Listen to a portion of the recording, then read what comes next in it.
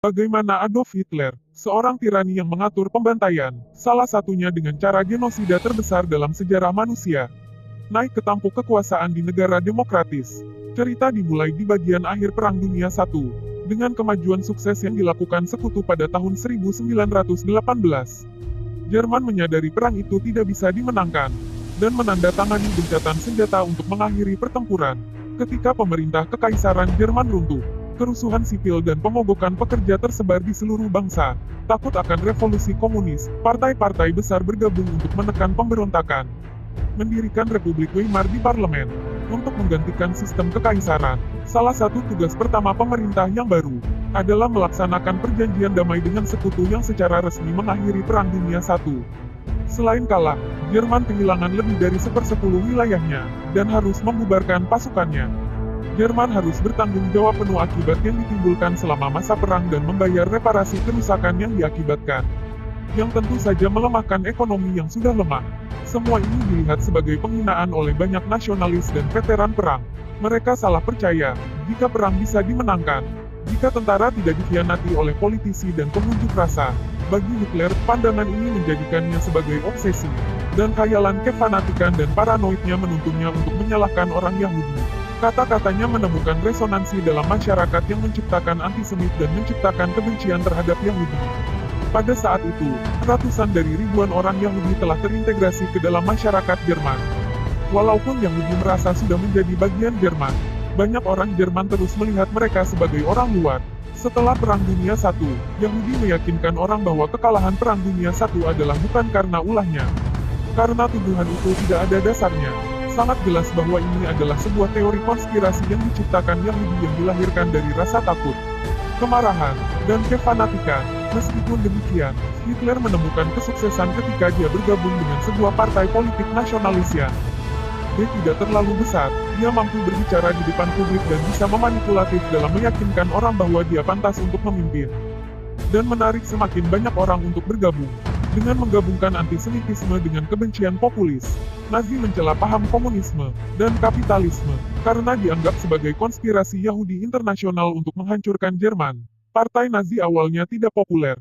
Setelah mereka melakukan upaya yang gagal untuk menggulingkan pemerintah, partai Nazi dilarang, dan Hitler dipenjara karena dianggap melakukan pengkhianatan.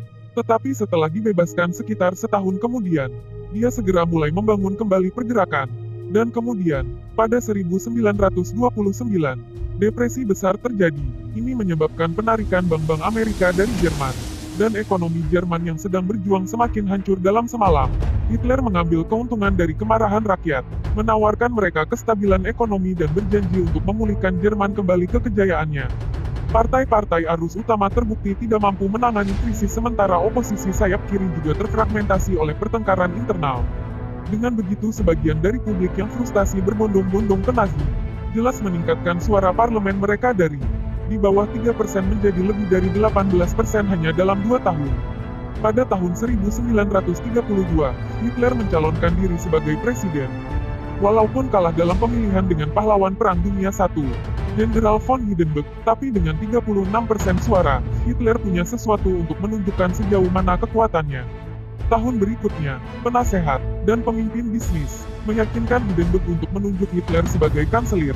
Hitler berharap menyalurkan popularitasnya untuk tujuan Nazi sendiri. Padahal kanselir itu hanya kepala administrasi parlemen. Hitler terus memperluas kekuatan dari posisinya sebagai kanselir. Sementara pendukung besarnya terbentuk dari kelompok militer.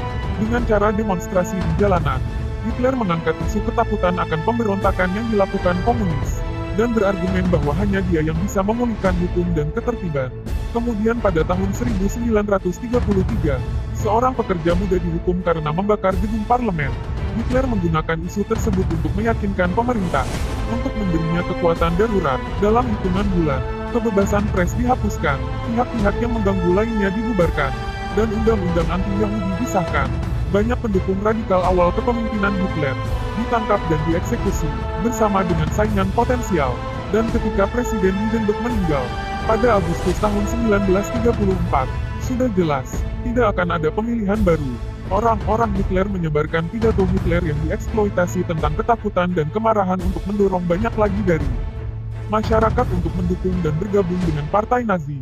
Sementara itu, pengusaha dan intelektual ingin berada di sisi kanan dari opini publik untuk mendukung Hitler.